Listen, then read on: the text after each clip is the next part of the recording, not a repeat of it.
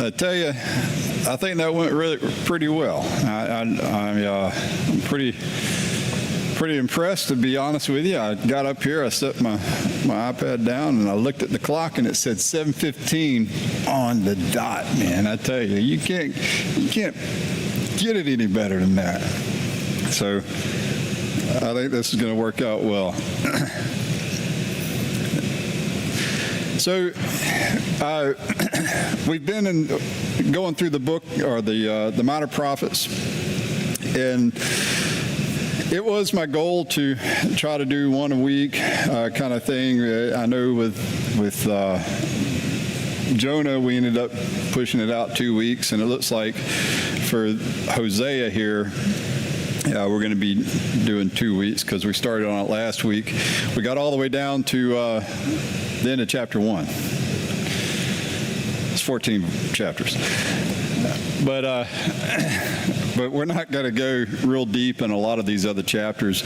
We're going to continue on in chapter 2. Fortunately, chapter 3 is only like, 5 or 6 verses, I think it is. 5 verses. But we're going to get that out a little bit and then talk a little bit about what's going on in the rest of the book. And that'll probably take up our time this evening. And then, if all goes well, next week we'll get into Micah. So, once again, last week we started talking about here in Hosea. In Hosea chapter 1, the Lord tells him to go out and to take a wife of harlotry. And he goes out and marries Gomer.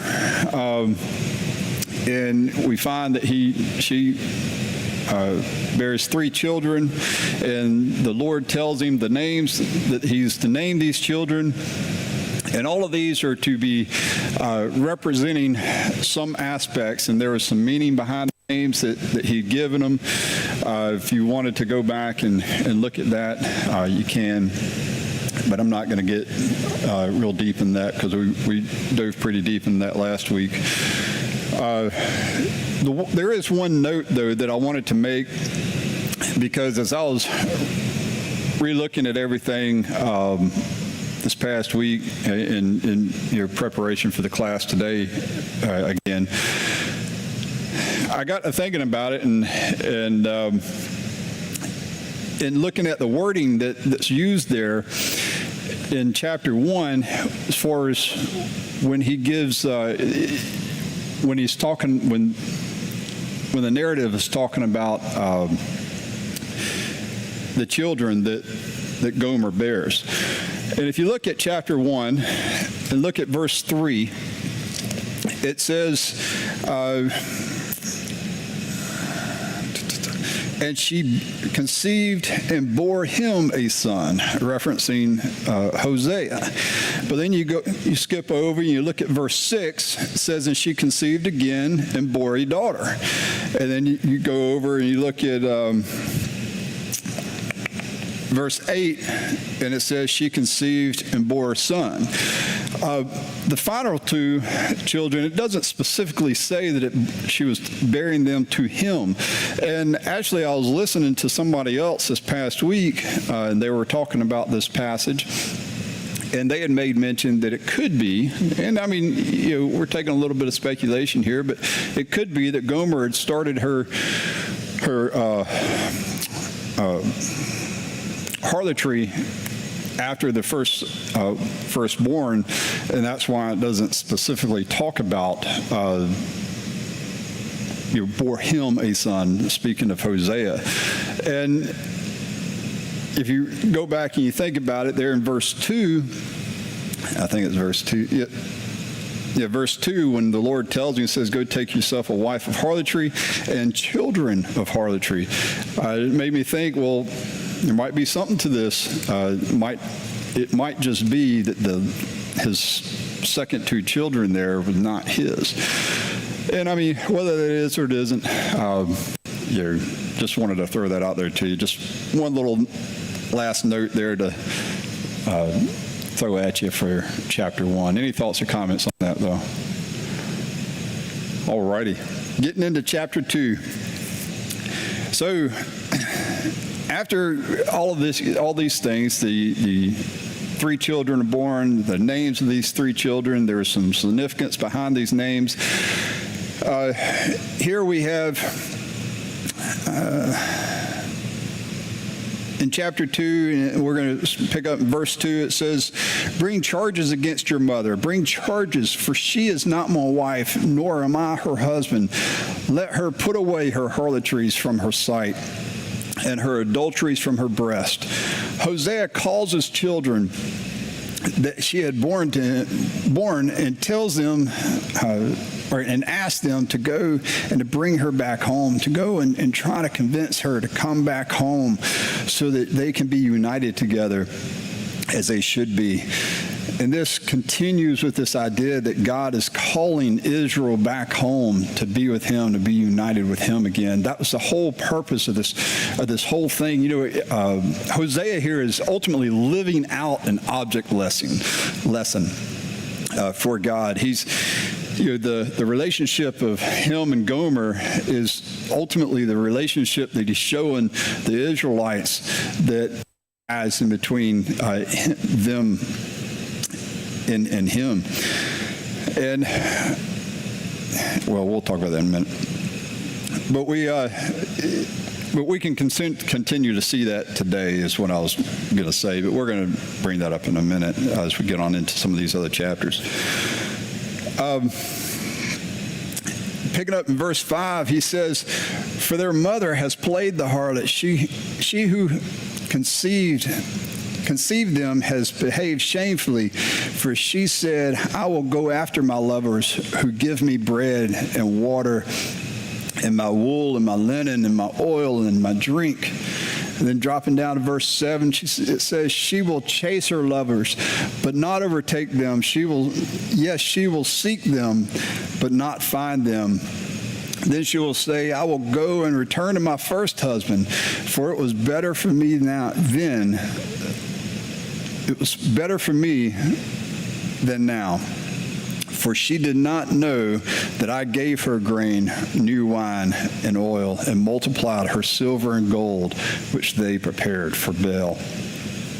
Here Hosea is showing how Gomer had gone away from him, had left him, and to go after these harlotries. But one day it is his hope that she's going to wake up and realize that she has nothing and want to come back to him.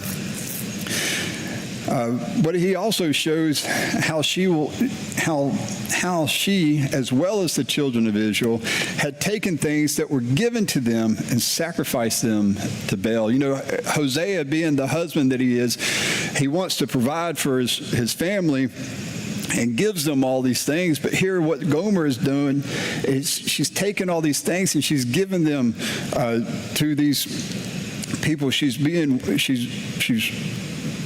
with, and they're taking them, they're sacrificing them to Baal. But what he's referencing there in verse 8 is how that it all came from him, right? He's the one that gave it to them, but she didn't see it that way. She saw it as they were the ones that gave me this, or they're the ones that gave me that. And once again, we can turn around, we can look at this in our day and time here and think, how many times do we ultimately take and give maybe ourselves credit for the things that we are able to do or the things that we have? Or maybe we don't give it all to ourselves. Maybe we say, man, that job that we was able to land, man, that thing sure has blessed me in some way, form, or fashion, right? I mean, man, we were able to do this and do that. Whether it be that we lift ourselves up or our jobs or some other thing, we need to remember that it's all from God. God's given us these things, whether it be the ability to have the talent to do your job in the manner that you do it, to be able to get the job that you have, to be able to provide for your families and things. It's just the more I go through this book, the more it's just, man, it's so relatable to this time period and the way it is in a lot of different books, to be honest with you. But it's fascinating, though. Any thoughts or comments up to this point? All right. Well, picking up in verse 15, it says, and this is all in chapter 2, I will give her her vineyards, and from there, you know what? I was going to say before I read this,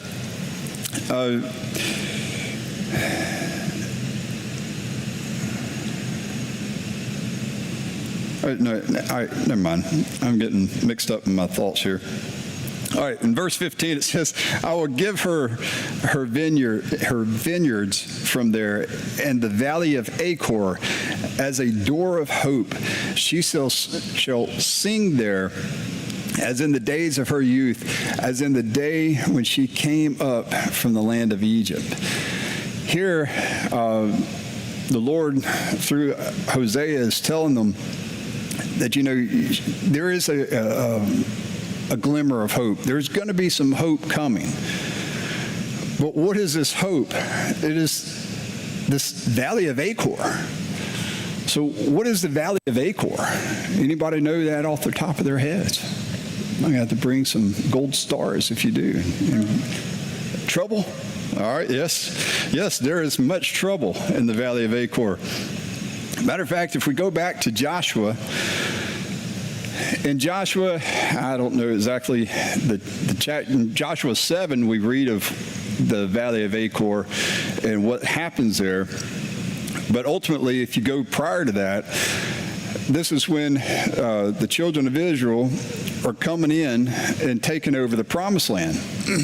And they go up to Jericho, and they have all the marching parade going around Jericho, and the walls fall down. But prior to all of that, the Lord said, do not take anything from this city, for all that is in it is mine. And there was one man who went in there. His name was Achan. And he took some things. He took some, I think it was a garment, some silver, and a wedge of gold. I believe that was the three things. It'll say it in a minute. But he takes these things and then hides them under his tent, if I remember correctly. And then they go off, and Joshua sends a small group of people out to Ai, I think it was, and they ultimately retreat in battle because the Lord was against them at that point. And so then Joshua puts everyone up into it's like, all right, what's going on? And ultimately it boils all down to Achan here. And Joshua goes to Achan and says, hey, what happened? What'd you do? And so Achan tells him, says, look, I coveted this garment, this beautiful garment, and this silver and this gold, and I took it and I hid it in my tent. And so they go and they find these things and find it just as Achan had said. And so what do?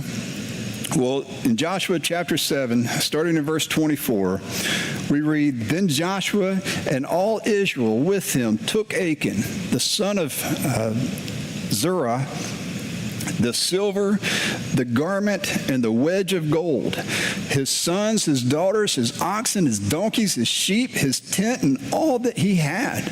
And they brought them to the valley of Achor. And Joshua said, why have you troubled us? The Lord will trouble you this day. So all Israel stoned him with stones, and they burned them with fire after they had stoned them with stones. So all of this shows us that it's God's discipline. How he knows what sin is. He knows when it happens, he knows how to discipline this sin and discipline those that are guilty. And in the same way, God shows Israel that the only way they have hope is to accept the discipline he has in store for them and for them to turn back to him. That is the ultimately the shred of hope that they have going on there within this valley of Achor. What you got, Jeremy? I was just thinking, looking at Joshua chapter 7 there, if you read another verse, 26, after they've stoned him and burned him, it says, "Then they raised over him a great heap of stones, still there to this day. So the Lord turned from the fierceness of his anger. Therefore the name of that place has been called the Valley of Achor to this day." So they changed the name of the place when they built this pile of stones where this happened to Achan. And it's just interesting, again, this is why, one of the reasons I love the Old Testament, because you find these little things like that, and it's just like, that when somebody was reading Hosea, they immediately would have thought of Achan. Like, for us, that's a stretch to remember that. But for them, it would have been so obvious the meaning behind that it's just things like that are really neat, I think. Absolutely. And then when you compare that to the hope, right? So you got hope and you got the Valley of Achor. Man, where's the hope in this, right? So, yeah, exactly. Anything else? All right. Well, from there, we're going to get on into chapter 3. Like I said, there's so much that we can pull out on so many of these things. But if I do that throughout the whole book of Hosea, we're going to be here the rest of the quarter. But in chapter 3, let's read the first 2 verses. I didn't copy that over in my notes here. It says, "Then the Lord said to me, go again, love a woman who is loved by a lover and is committing adultery, just as the love of the Lord for the children of Israel who looked to," all right, hang on a second. "Just as the love of the Lord for the children of Israel who looked to other gods for the love of raisin cakes and of the pagans. So I brought her for myself for 15 shekels of silver and 1 1/2 homers of barley." All right. So not only does the Lord tell Hosea to go back and to take Gomer back as his wife, but he has to go back and purchase her.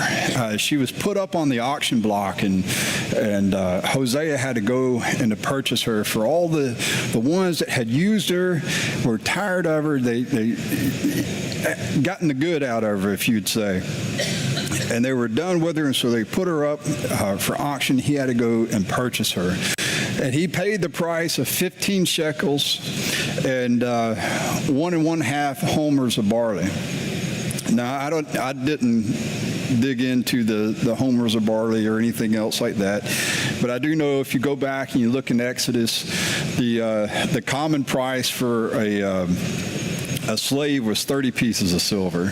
And so some people think that the 1 1/2, I think it was, homers of barley was equal to about 15 shekels, but I don't know. And I'm not even going to sit here and pretend like I know that. But whether it be that he bought her for less than 30 pieces of silver or equal to 30 pieces of silver, I'm not sure. But the relation here is that God purchased us as well with the blood of his Son. Hosea then gives them a glimpse of the future in verses 4 and 5 in chapter 3, where there will be no king or prince or way to offer sacrifice. And we know that this happened because, as we'd made mention of last week, it wasn't too many more years after this prophecy that the Assyrians came in and conquered Israel. Now, the rest of this book, chapters 4 on through chapters 14, are essentially Hosea's sermons to the Israelites.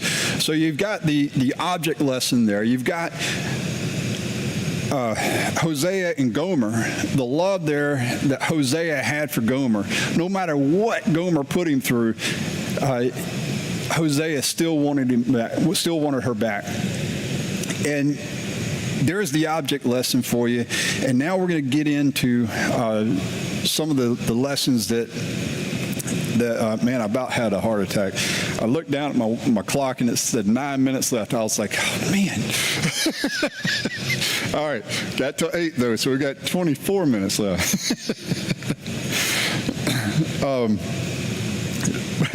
So getting on into the rest of the book here. As we pick up in chapter 4, though, we start seeing the condition of the people of the land at this time. For in chapter 4, verses 1 and 2, it says, "Hear the word of the Lord, you children of Israel, for the Lord brings a charge against the inhabitants of the land. There is no truth or mercy or knowledge of God in the land. By swearing and lying, killing and stealing and committing adultery, they break all restraint with bloodshed upon bloodshed." If you go back and you look through this charge that the Lord brings upon Israel, once again, this could be said about the time that we're living in today. I mean, this could be literally a prophecy that someone could be prophesying against today. I mean, think about that. There is no truth or mercy or knowledge of God in the land. By swearing and lying, killing and stealing, committing adultery, they break all restraint with bloodshed upon bloodshed.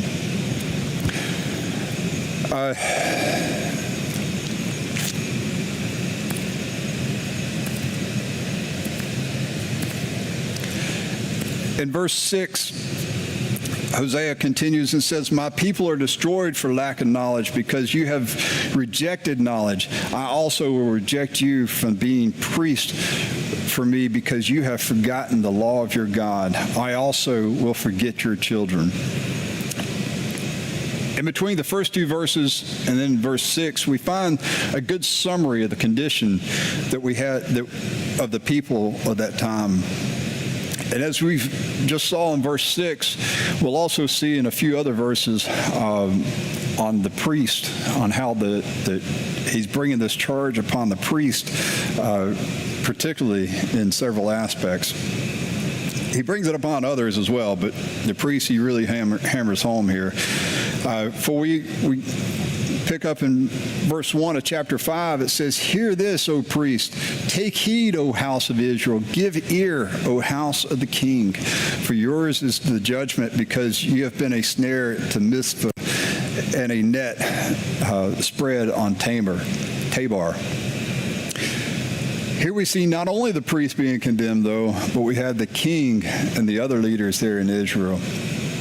Hosea chapter 5 and verses 10 and 11 says, "The priests of Judah are like those who remove a landmark, and I will pour out my wrath on them like water. Ephraim is oppressed and broken in judgment because he willingly walked by the human precept." So one of the aspects here in chapter 5, or in verse 10 here, is that he calls out Judah. It says the princes of Judah are like those who remove a landmark. So it's not only just Israel here, the northern kingdom that he's calling out, but we also have a little bit of the southern kingdom as well, similar to Amos.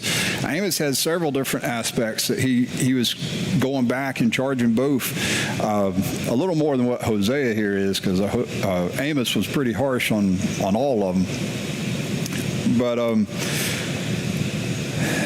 But like we talked about last week as well, Ephraim was just another name for Israel or the northern kingdom or Samaria. It's all meaning the same group of people here. But here we find that the leaders also had no respect for the people. Skipping down to verse 13. By the way, if you guys have any comments, feel free to just raise your hand. Jeremy, bring your mic, and you can just kind of, hey, just interrupt me, whatever. Hosea chapter 5, verse 13. When Ephraim saw his sickness and Judah saw his wound, then Ephraim went to Assyria and sent to King Jareb yet he cannot cure you, nor heal your wound. Here the prophet tells them that when you saw that you were in trouble, when you saw that you were in need, who did they go to? They didn't turn to God. They didn't turn to the one who could help them. They turned to Assyria for help. And he says, they have no way of healing you. They have no way of curing you. Hosea chapter 6 and verse 1. Come and let us return to the Lord, for he is torn, but he will heal us. He has stricken, but he will bind us up. I point this passage out because here it looks like that they're turning to God, right? It looks like, oh man, we're going to turn to God. We're going to turn to the Lord because he will heal us. And yes, he would. But we see that this is only this lacks true genuineness, because as we continue on, pick up in verse 4, there in chapter 6, it says, O Ephraim, what shall I do to you? O Judah, what shall I do to you? For your faithfulness is like a morning cloud, and like the early dew, it goes away. So here we have this vision, or not really vision. We have this illustration, if you would. You got the morning dew, or this cloud. I envision it as like a fog, if you would. And so what is it that happens to it? After the sun comes up, it dries it out, the fog goes away, the dew dissipates. And so what's he comparing this to? He's comparing it to their faithfulness, or to their faith. He says, what am I going to do with you? Your faithfulness is shallow, essentially, because no longer than the sun, than it takes for the sun to come out, it dries up and is gone.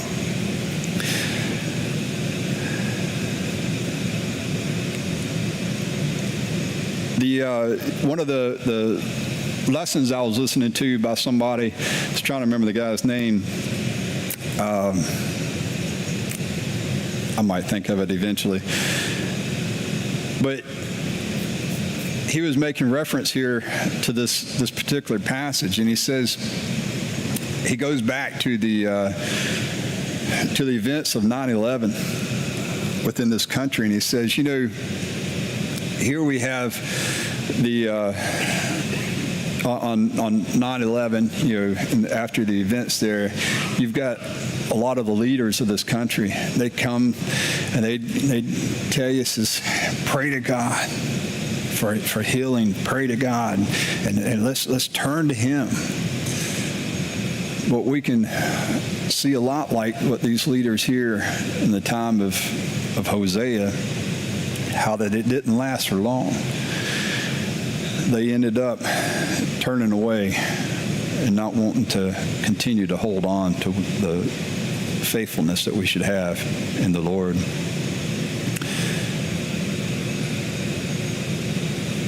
Israel had come to the other nations like Assyria and mixed themselves with them for help. And we see this in chapters 7 and 8. I didn't pull out all the different passages there, but you can go back through and look at chapter 7 and 8 as we see them mixing themselves with it. And there's some different aspects there. It talks about how that they are unturned cake,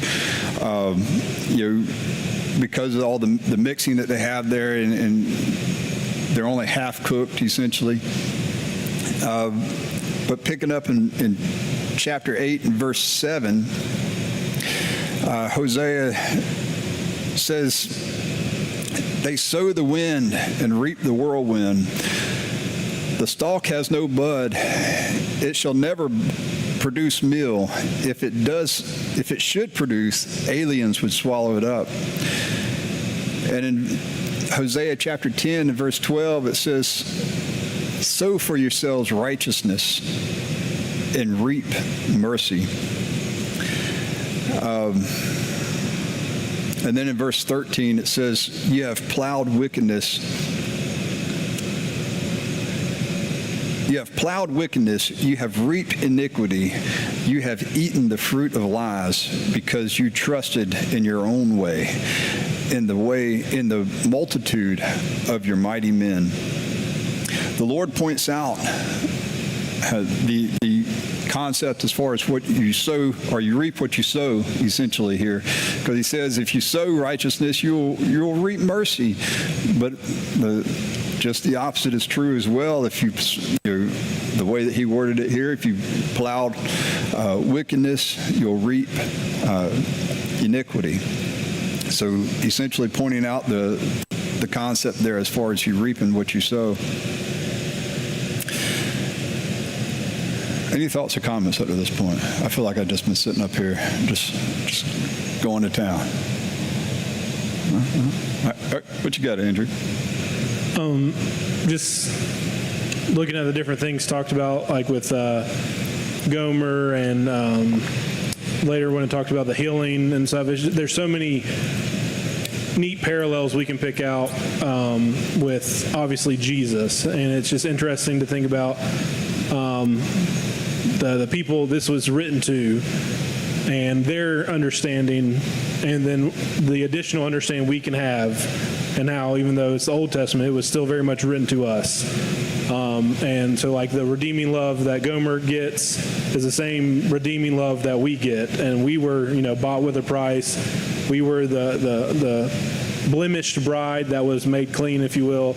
And also just the little nuances that I don't know if they're actual parallels or I'm just reading into it, but like how it said the Lord could heal them, and he would raise them up on the third day, and it's just interesting little things as I'm reading through it. I'm like, there's a lot of parallels we see in the New Testament age as well.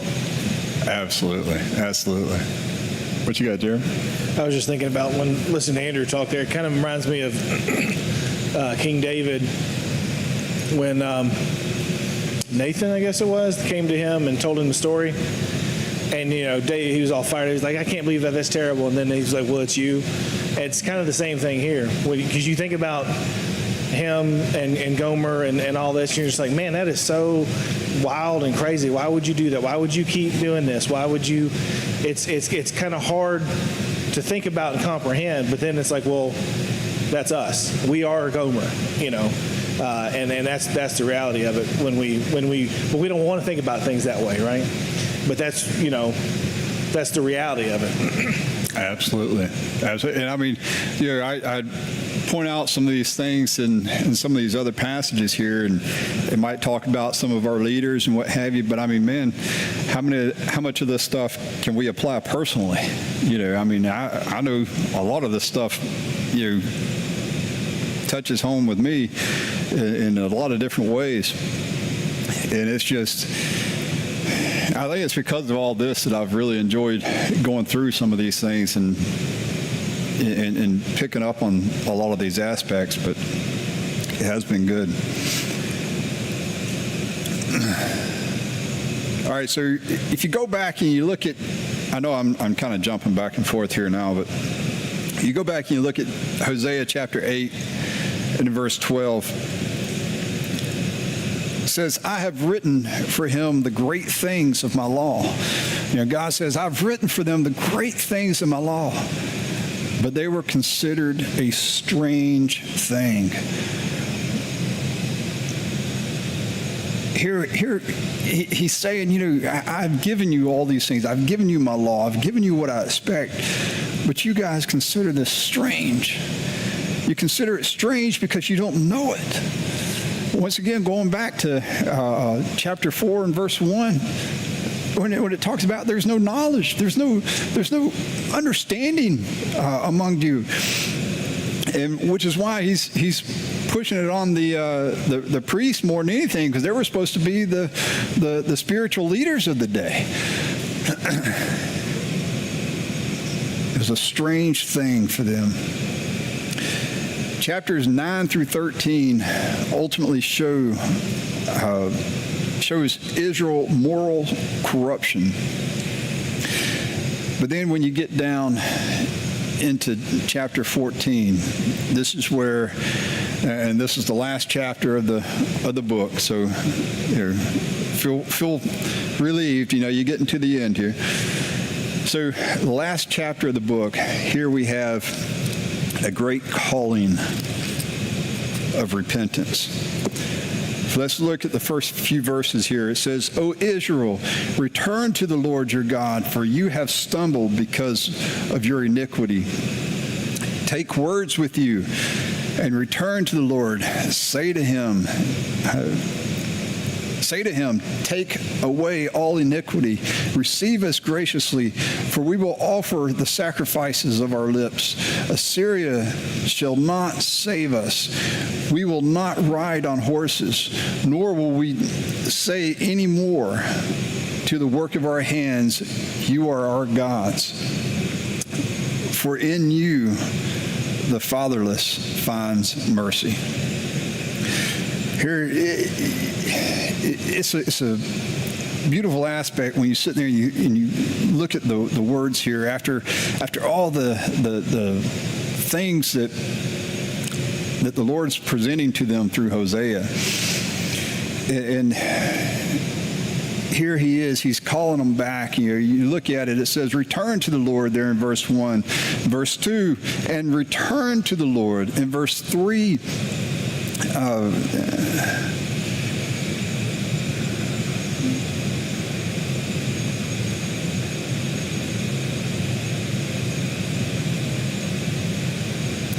there was an aspect in verse 3 that I was going to throw out there.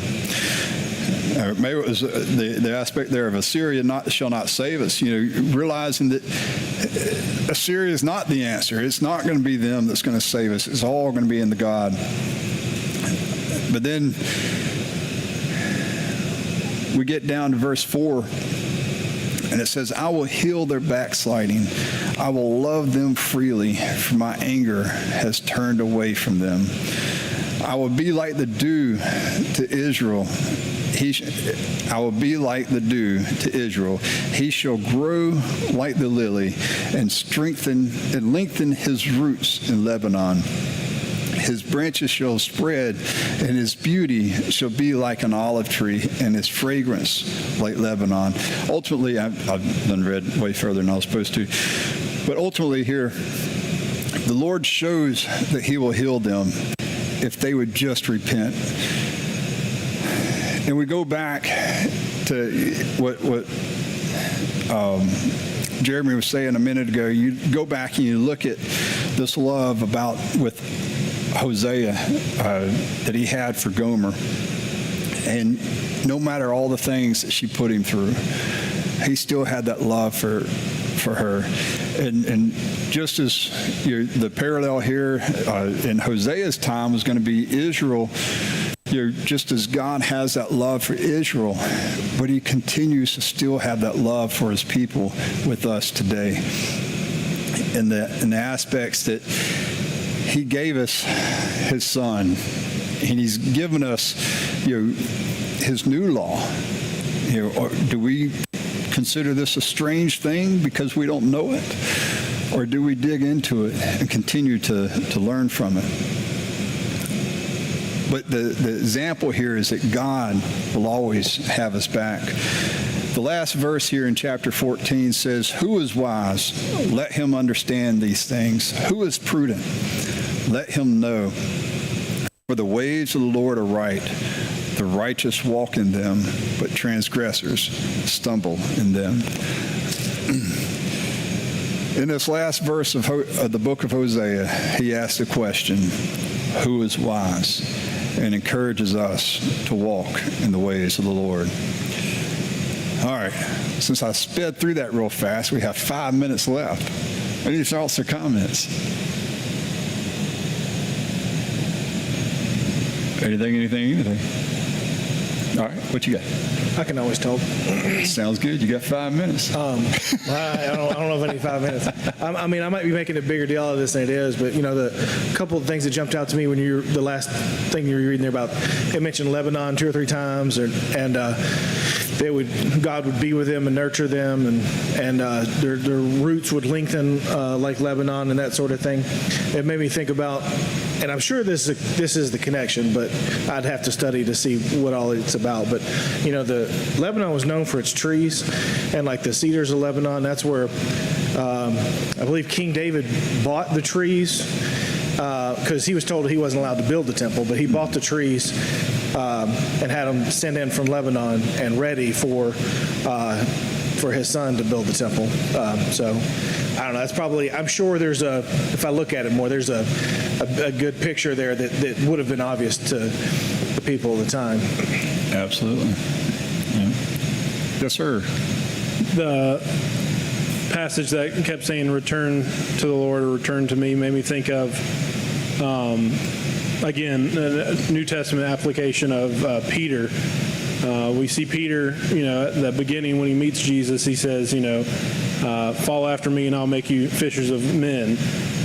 But then we see Peter denied Jesus before the cross.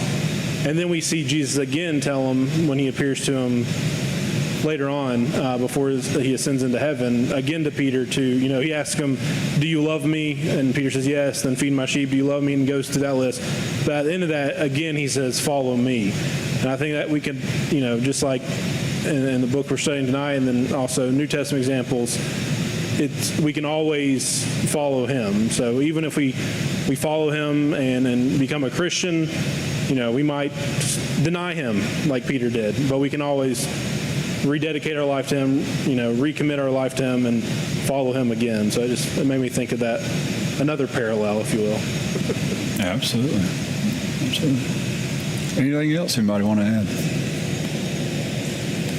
That 3 minutes? Looks like I've taken a lot of your time over this quarter so far. I've gone over several times. I think that's why everybody wanted to go to this new format, because then it's like, well, 8 o'clock, he's done. We'll just shut the mics off at 8, So, but no, it's good to have you guys here tonight. And like I said, we'll pick up in Micah next week. I would have started that tonight, but there is no reason to do that in the last 5 minutes class. But, all right. Well, I appreciate your time and attention.